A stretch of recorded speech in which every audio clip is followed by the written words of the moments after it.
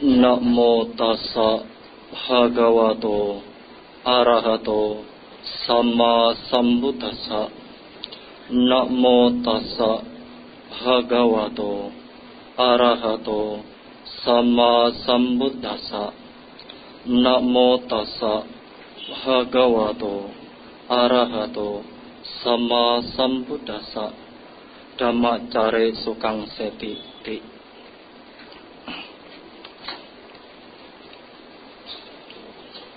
Pemimpin Puja Bakti yang saya hormati, Romo Ramani, Ibu Bapak, saudara-saudara sedama yang berbahagia. Dalam kesempatan pagi hari ini, kita bisa berkumpul di sini. Tentunya bukan hanya sekedar berkumpul, tetapi kita berkumpul di sini melakukan suatu kebajikan, yaitu puja.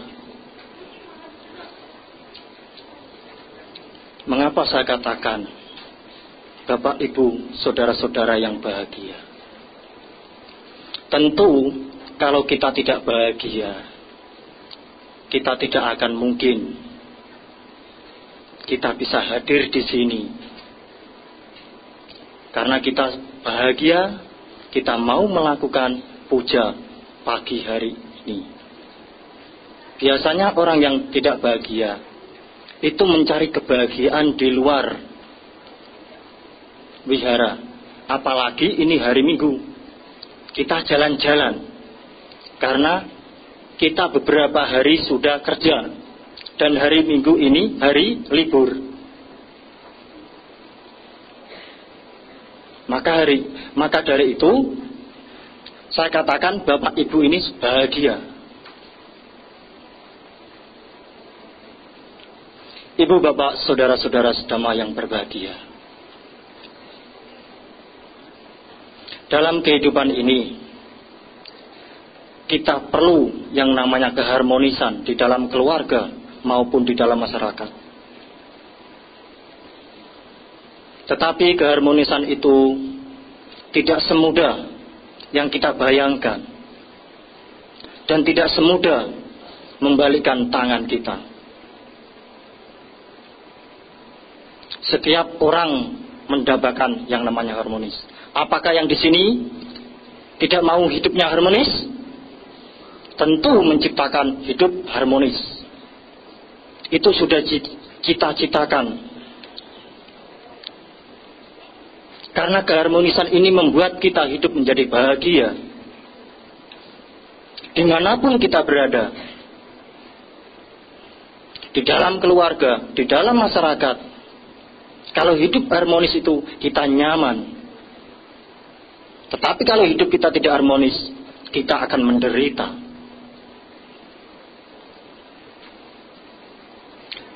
Ibu, Bapak, saudara-saudara sedama yang berbahagia. Tentunya semua yang hadir di sini sudah nyimak tema ini. Jadi saya gak usah memberitahu temanya. Dan juga tidak usah saya berkenalan, karena di situ sudah ada nama saya. Ya kan? Jadi gak usah perkenalan. Gak usah saya ngasih judulnya ini loh. Gak usah, karena itu sudah ada. Itu sebagai ringkasannya. Ibu, Bapak, saudara-saudara sedama yang berbahagia. Kenapa hidup kita tidak bisa menjadi harmonis? Itu yang menjadi pertanyaan bagi kita semua. Padahal kita itu sudah merencanakan. Dari dulu-dulu kita ingin hidup harmonis di dalam keluarga, apal di dalam masyarakat. Tetapi kenapa sulit untuk menjadi harmonis? Karena kita masih mempunyai ego. Ego itulah yang membuat kita tidak menjadi harmonis. Karena satu sama yang lain ingin menang. Iya apa enggak? Di dalam keluarga pasti inginnya kamu ikut saya. Begitu juga, kamu juga ikut saya. Jadi remote satu itu dibawa 2 orang. Nah, kalau remote satu itu dibawa 2 orang, gimana? Pasti narik kanan kiri. Ya, jadinya ribut. Hidup itu jadinya nggak harmonis lagi. Karena adanya ego, itulah keharmonisan tidak akan bisa capai. Apalagi kita ini belum mencapai kesucian. Kilesa kita ini masih tebal. Kilesa keserakahan, kebencian, kebodohan. Selama itu masih ada di dalam diri kita, jangan harap keharmonisan itu ada. Yang ada cuma bertengkar, seperti film kucing dengan tikus, Tommy dan Jerry. Begitu terus. Sedikit harmonis, lebih banyak ribut. Jadi keharmonisan itu harus kita bangun dari sekarang. Karena kalau keharmonisan itu tidak bisa kita bangun dari sekarang, kapan lagi kita membangun keharmonisan? Karena orang berumah tangga itu mempunyai hidup harmonis. Nggak ada dari pacaran sampai nikah sampai punya anak, saya nggak mau hidupnya harmonis. Apa yang ada seperti itu? Nggak mungkin ada. Itu sudah direncanakan. Inginnya hidup harmonis, walaupun itu tidurnya itu di kolong ranjang. Tapi kalau hidupnya harmonis, itu nggak masalah. Daripada kita hidup di gedung yang mewah, kalau hidupnya seperti Tommy dan Jerry, buat apa?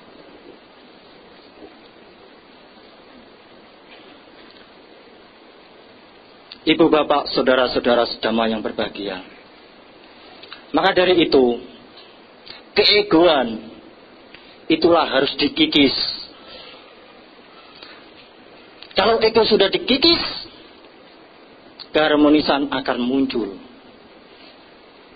Tetapi kalau egonya ditambah, bukan malah dikurangi, jangan harap. Keharmonisan ada di dalam diri kita. Orang harmonis itu bukan karena harta, tapi bagaimana kita bisa mengerti satu dengan yang lain. Banyak orang yang mempunyai harta berlimpah, tetapi hidupnya gak harmonis. Contohnya, para artis-artis. Apakah itu kekurangan harta? Saya pikir tidak. Rumahnya aja susun 3, mobilnya 4. Tapi kenapa ada cerai?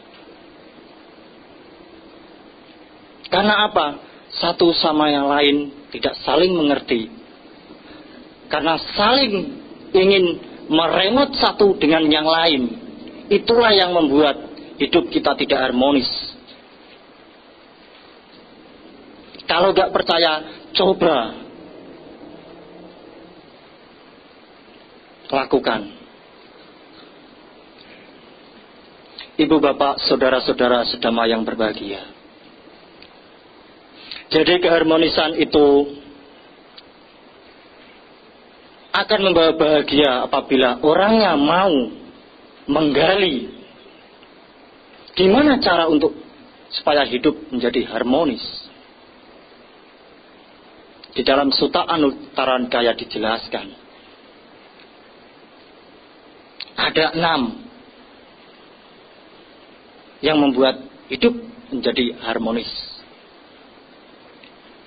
Itu bisa disimak. Lembaran itu. Dikasih lembaran bukan hanya sebagai kita bawa, nanti pulang untuk bungkus kacang. Tetapi kita dikasih lembaran itu kita untuk menyimak. Setiap kali ibu bapak yang kebaktian di sini, pasti dikasih lembaran. Ya apa enggak? Gunanya lembaran itu untuk mengoreksi. Bukan hanya sekedar kita bawa, nanti kalau di jalan buang aja. Kalau enggak, bungkus kacang. Ya apa enggak? Apa dikumpulkan? Boro-boro mengumpulkan sampah. Ibu bapak, saudara-saudara sedama yang berbahagia. Yang pertama adalah yang membuat hidup kita harmonis adalah meta kaya kama. Meta adalah cinta kasih. Kaya adalah jasmani. Kama adalah cetana. Jadi kita bisa membantu dengan cara jasmani kita. Membantu apa? Ya kita bisa membantu merawat orang yang sakit. Kalau kita mempunyai orang tua, kita bantu orang tua kita yang sakit. Rawatlah dengan penuh cinta kasih. Jangan sampai merawat dengan nafsu.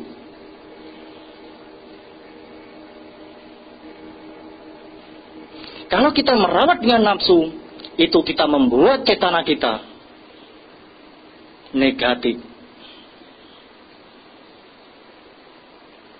Tapi kebanyakan kita sebagai anak merawat orang tua itu tidak dengan meta, tetapi dengan nafsu.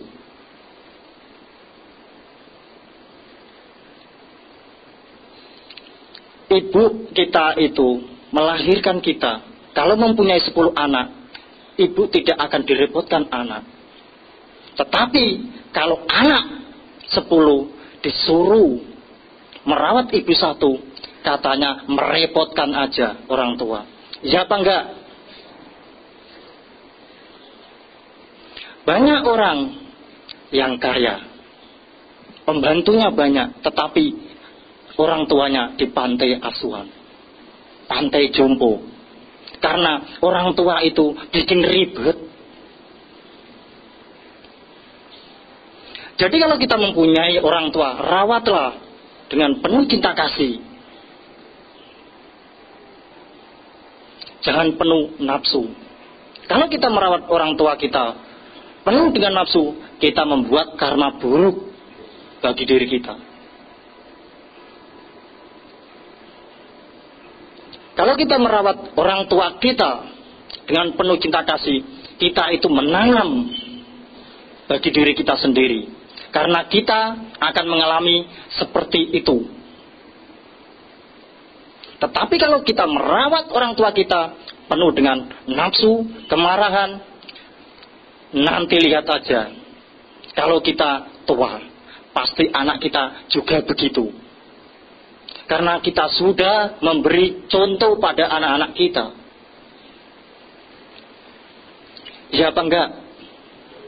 Maka dari itu, rawatlah orang tua kita dengan cinta kasih. Kalau kita merawat dengan cinta kasih, keharmonisan akan ada. Tetapi kalau kita merawat dengan nafsu, jangan harap keharmonisan itu ada. Paling-paling orang tua bilang, udah, gak usah rawat saya. Biarkan saya mati. Kan gitu. Daripada dirawat penuh dengan ocehan seperti radio rusak. Buat apa? Kan biasanya gitu. Bikin repot Pak. Gitu. Seperti radio rusak. Maka rawatlah dengan penuh cinta kasih. Itu yang akan membuat harmonis. Bukan hanya orang tua. Siapapun yang bisa kita bantu, rawatlah. Itu yang pertama. Yang kedua adalah meta wacikama. Membantu melalui ucapan. Jadi kalau kita ngomong, ngasih nasihat, penuh cinta kasih, yang pelan-pelan. Jangan sampai begini. Kalau kita menasihati anak kita, menasihati suami kita, istri kita, orang tua kita, maupun orang lain, penuh cinta kasih. Kalau kita menasihati dengan begini, jangan harap orang yang dinasihati itu mau mendengar. Paling-paling satu kali kabur. Coba aja kalau nggak percaya, kita menasihati anak kita dengan wajah yang serem, muka merah, apalagi kalau punya taring. Anak pasti kabur duluan. Maka kalau kita menasihati orang, penuhlah cinta kasih kita. Pancarkan cinta kasih kita.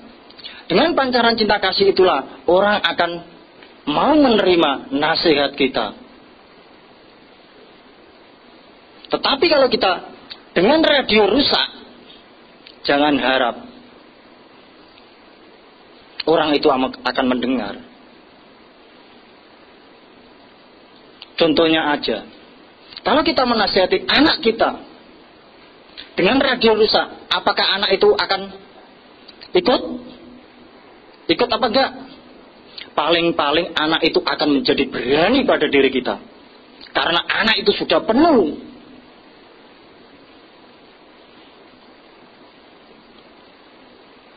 Kalau sudah penuh, anak itu akan meledak. Kalau sudah meledak, ibu bapak dianggap radio yang rusak. Bisa-bisa dianggap orang gila. Kalau sudah seperti itu, apakah di dalam keluarga kita itu akan harmonis? Apakah bisa? Paling-paling bisanya cuma perang. Terus perang. Maka dari itu, mulailah sekarang bangun keharmonisan dengan cara berucap dengan cinta kasih. Bisa berbicara dengan cinta kasih? Bisa kalau di sini. Nanti kalau di rumah, radio rusak lagi diputer. Apalagi kalau anaknya itu nakal. Sebenarnya itu, kalau anak nakal itu jadikanlah guru kesabaran kita. Supaya kita tidak menjadi radio rusak.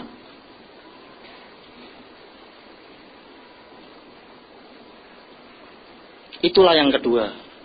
Yang ketiga adalah meta mano kama. Membantu melalui pikiran.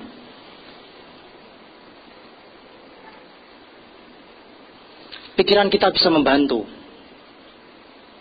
Masalah-masalah dalam keluarga, dalam masyarakat.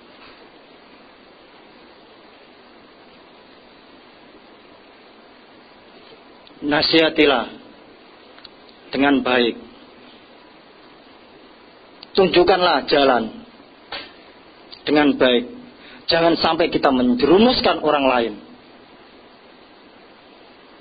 Janganlah membuat orang itu menderita.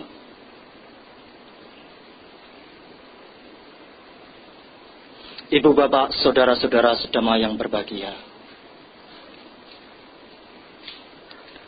Ciptakanlah keharmonisan.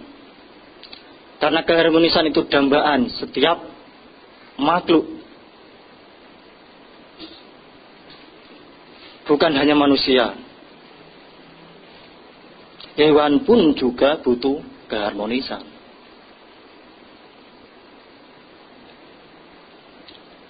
Ini 3. Yang keempat adalah sadarana boga kita. Yang artinya adalah kita berbagi keuntungan apa yang kita dapatkan dengan cara yang baik. Yang lebih mudah adalah berbagi yang disebut dana.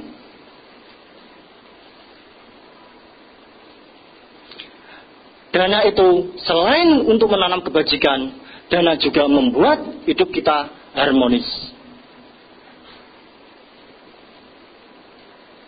Coba kalau Bapak Ibu pelit, mendidik, apakah ada orang yang mau mendekat kita? Anak kita pun nggak akan mendekat kita. Jadi kita berbagi keuntungan-keuntungan yang kita dapat dengan cara yang benar. Dengan berbagi itulah akan mendekatkan kita satu dengan yang lain. Tetapi kalau kita pelit, jangan harap kita akan didekati orang.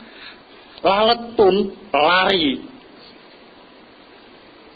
nggak akan mendekati kita. Dana salah satunya menjadi harmonis juga dana sebagai untuk menanam kebajikan. Apalagi sekarang ini hari Katina, hari pesta kebajikan. Jadi setiap orang ini pesta kebajikan. Di sini belum pesta kebajikan, tetapi di wihara-wihara lain sudah pesta kebajikan.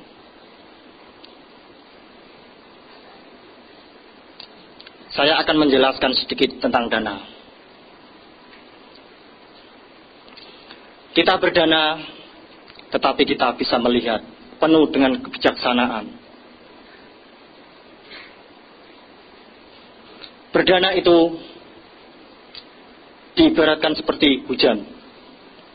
Ada 4. Ada petir, tapi tidak hujan. Ada hujan, tidak ada petir. Ada hujan, tapi hujan lokal. Yang keempat, ada hujan sampai banjir. Itu di situ nggak ada. Nggak ada toh? Saya mau menjelaskan. Kalau kita berdana, 4 ini harus diingat. Ada petir, tapi nggak ada hujan. Maksudnya apa? Orang yang seperti ini biasanya cuma ngomong jedor, tapi nggak ada buktinya. Saya mau membantu wihara, beli begini, nyatanya sampai meninggal tidak ada buktinya. Ini jenis orang yang pertama. Tetapi saya lihat yang ada yang di sini tidak seperti itu. Ya, ada nggak? Pasti nggak ada. Semuanya pasti baik-baik. Kalau sudah ngomong, ya pasti sudah ada buktinya. Itu tipe orang yang pertama. Ada hujan tapi gak ada petir. Orang itu diem, tapi dia mau berdana. Gak ada bunyinya. Tiba-tiba udah berdana, selesai. Itu tipe orang yang kedua. Tipe yang ketiga adalah hujan lokal. Hujan lokal itu maksudnya orang ini mau berdana, tapi dilihat-lihat dulu dengan mata lebar-lebar. Saya mau berdana kalau dengan si A, dengan si B, yang lainnya enggak. Orang yang seperti ini, ketika ada masalah, itu akan kecewa atau menderita. Contohnya, orang ini kalau sudah mengagungkan salah satu biku, wah, saya mau berdana dengan biku si A ini. Kalau biku si A ini nggak ada masalah, kita tenang-tenang aja, happy. Tetapi kalau biku ini ada masalah, gimana rasanya? Wah, ternyata saya salah milih. Waduh, mendukung saya salah. Apa yang terjadi? Kecewa kan? Kecewa apa enggak? Jelas. Pasti sakitnya itu di sana, bukan di sini. Yang keempat adalah hujan sampai banjir. Berarti hujan di mana-mana.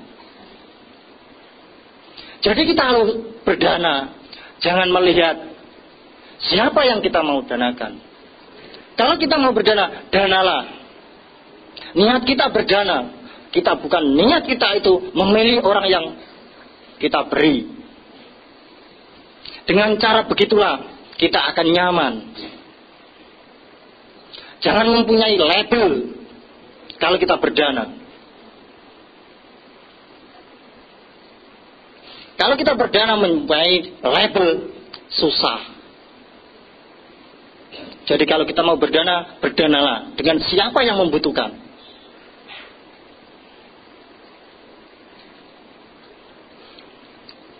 Walaupun kita itu memilih, hasilnya juga sama kok. Jadi kalau kita berdana, ya berdana aja. Nggak mungkin kita berdana itu salah alamat, seperti lagunya Cita-Citata. Alamat palsu, nggak mungkin. Sama. Makanya kalau kita berdana, jangan pilih-pilih. Hasilnya sama. Nggak mungkin kita berdana dengan si A, nanti salah alamat palsu. Dengan si B, nggak mungkin. Sama. Walaupun tidak dikasih label, kita akan kembali pada diri kita sendiri.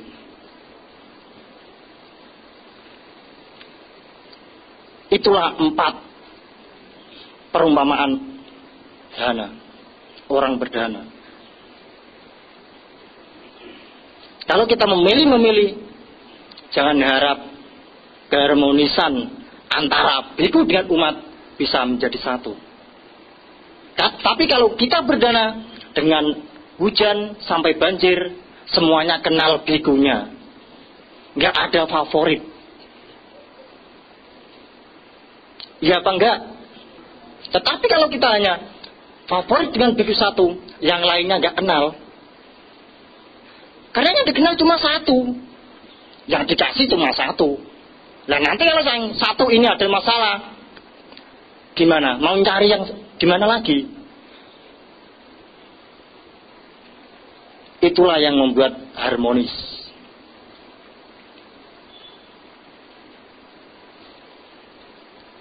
Sudah berapa? 4. Ibu bapak, saudara-saudara sedema yang berbahagia. Yang kelima adalah sila sama sanyata. Jadi kita bergaul dengan orang lain, dengan keluarga kita, kita harus menjaga sila. Dengan menjaga sila, itulah keharmonisan akan ada pada diri kita. Tetapi kalau sila itu tidak dijaga, orang-orang tidak akan mendekat kita. Jadi sila ini perlu. Bukan hanya Bapak Ibu minta sila tiap minggu. Sila itu berguna apabila Bapak Ibu mempraktekkan. Bukan hanya sekedar minta sila. Sila itu sebagai perilaku kita. Kalau diibaratkan mobil, sila itu sebagai rem. Kalau mobil gak ada remnya, apa yang terjadi? Nabrak sana sini. Nah, maka dengan adanya sila kita bisa tertata perilaku kita.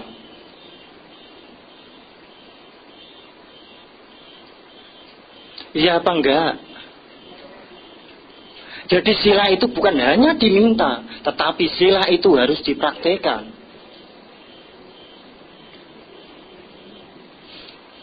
Yang jadi pertanyaannya, sudahkah kita melaksanakan sila, mempraktekkan sila? Belum. Kasihan banget. Jadi selama menjadi umat Buddha itu belum pernah mempraktekkan sila. Sila 5 ini belum dipraktekkan. Sudah berapa kali kita mempraktekkan? Sila 5 ini dipraktekkan semua. Bagus banget. Ibu bapak, saudara-saudara sedama yang berbahagia. Sila ini sebagai pedoman diri kita. Kalau orang tidak bisa mempraktikkan sila, hidupnya juga tidak akan bahagia. Banyak orang pinter, tapi tidak benar. Karena tidak mempunyai sila. Sila sih punya, tapi tidak mempraktikkan. Seperti bapak, ibu, saudara-saudara sedama. Semuanya mempunyai sila. Mempunyai sila enggak? Tapi praktiknya itu loh yang belum. Kalau sila punya, kalau tidak dipraktikkan, tidak ada gunanya. Seperti kertas itu. Kalau kita cuma dari gerbang, kita dikasih kertas. Kalau kita tidak baca, apakah kita bisa mengerti? Tidak. Jadi kalau kita dikasih kertas, kita baca, baru kita mengerti. Seperti sila. Kita mempunyai sila, kita harus mempraktikkan. Ibu bapak, saudara-saudara sedama yang berbahagia. Sila mana toh yang paling sulit kita lakukan? Paling-paling musawadah, Bante, bohong, emang itu penyakitnya. Itu penyakit. Sebenarnya bohong itu mudah. Mudah. Untuk menghilangkan bohong. Mudah. Cuma kita aja tidak mau belajar. Contohnya, kalau saya tanya, ibu, bapak, mempunyai dana? Bawa dana? Tentu bawa. Tetapi kalau saya tanya, ibu bapak, tolong dong hutangi. Gimana bilangnya? Enggak punya. Ya apa enggak? Ya apa enggak? Sebenarnya bukan seperti itu. Ngomong aja punya. Walaupun itu 1.000. Sudah selesai. Kalau 1.000 masih dihutang, kebanyakan orang yang hutang. Selesai. Itu cara untuk kita tidak berbohong. 1.000 atau 100 atau 500 itu yang namanya uang. Tetapi kalau bapak ibu dikatakan seperti itu, nggak punya uang, lah itu yang salahnya. Ngomong aja terus terang, walaupun 100 rupiah itu uang. Bilang aja. Itu cara untuk salah satunya mengurangi kebohongan. Tetapi diingat, kita boleh bohong dengan tanda petik. Tidak semua kita jujur. Ada yang kita bohongi. Jangan terlalu jujur. Nanti kalau kita terlalu jujur, hancur. Boleh kita bohong. Kalau rahasia keluarga, apakah Bapak Ibu akan jujur? Ya enggak juga. Jadi kalau rahasia keluarga disimpan rapat-rapat,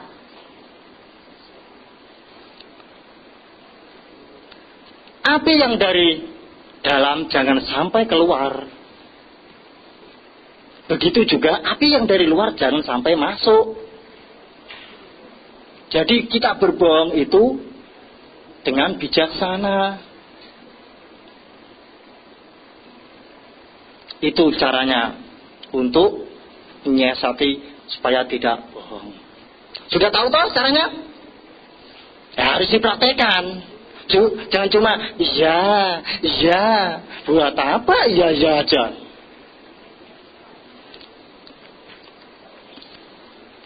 Karena dhamma akan menjadi indah apabila itu dipraktekkan. Bukan hanya iya Bante, nanti di rumah ya enggak juga. Sama saja bohong.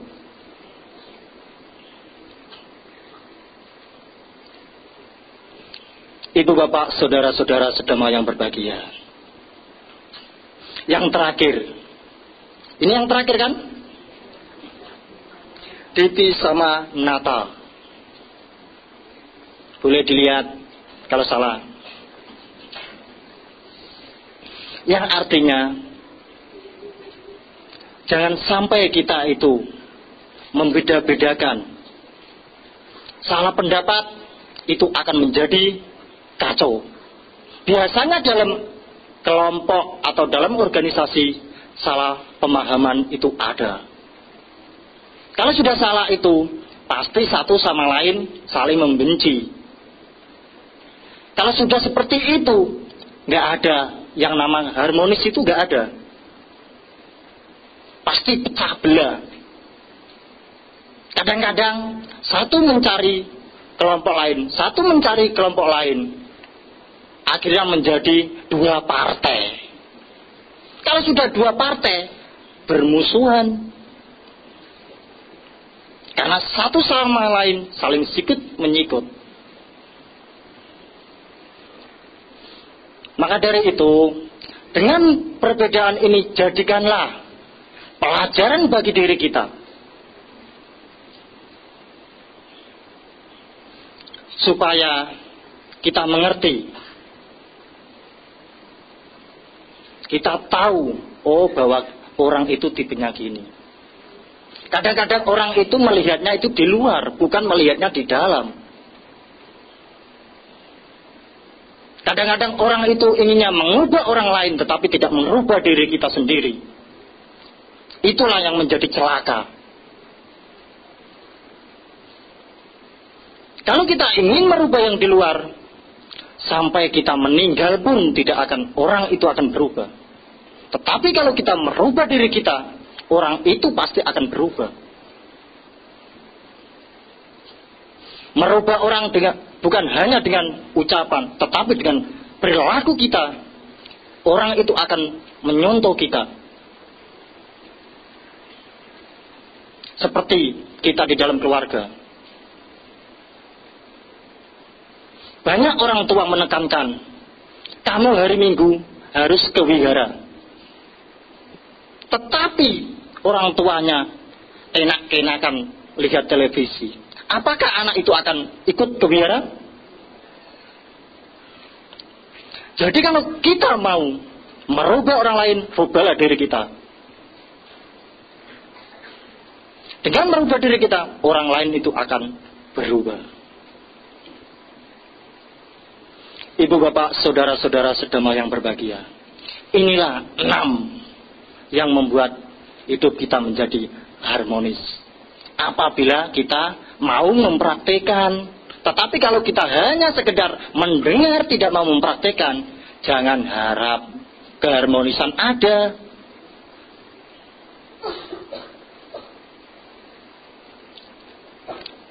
Hidup di dalam dunia ini, kita bisa menyontoh dengan bunga. Ibu bapak pernah lihat taman bunga? Pernah lihat nggak? Pasti pernah. Di taman bunga itu Walaupun berbeda-beda, mawar, anggrek, melati, itu gak ada bertengkar. Apa Bapak Ibu pernah dengar melati dengan mawar bertengkar? Tidak. Bunga itu walaupun berbeda-beda, dia tetap harmonis. Kalau ditiup angin dari barat, dia ke timur sama-sama. Gak ada, kamu ke barat sana lo. Gak ada. Dia tetap harmonis.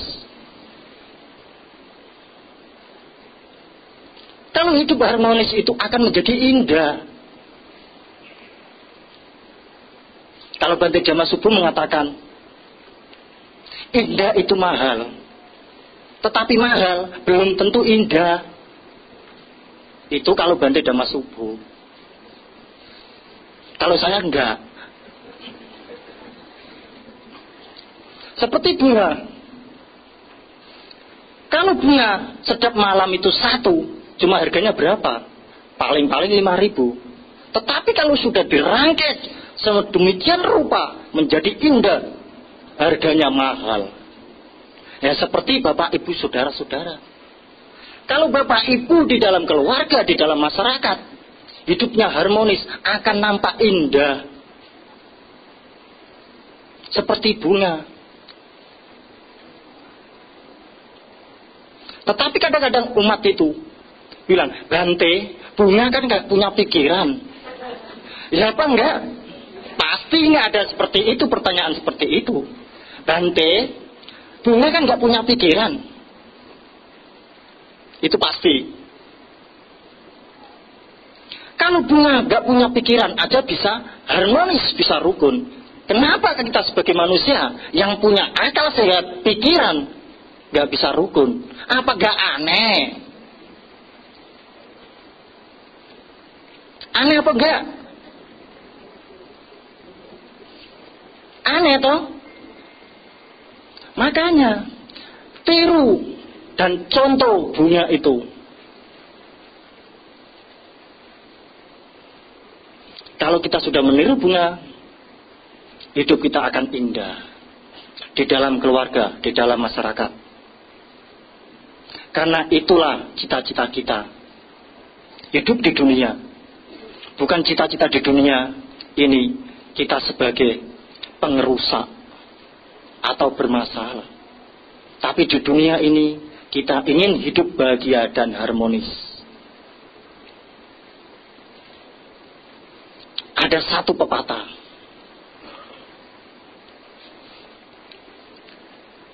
Cinta tidak saling memiliki, tapi cinta saling membahagiakan. Ini jangan dibuat di DP loh ya. Jangan dibuat di DP. Ini hanya sekedar. Tahu maksudnya? Cinta tidak saling memiliki, tapi cinta saling membahagiakan. Maksudnya itu, kita itu tidak saling mengumbar egonya. Kamu ikut saya, kamu ikut saya. Kalau kita mempunyai pemikiran saling memiliki, jangan harap kebahagiaan ada, keharmonisan ada. Jadi kita saling membahagiakan. Artinya kita tahu tugas-tugas kita. Kita tugas sebagai ibu, tugasnya kita tahu. Kita sebagai ayah, kita tahu. Itulah yang akan membuat bahagia. Dan akhir kata, Sabe Sata Bhavantu Sukhitata, semoga semua makhluk hidup berbahagia.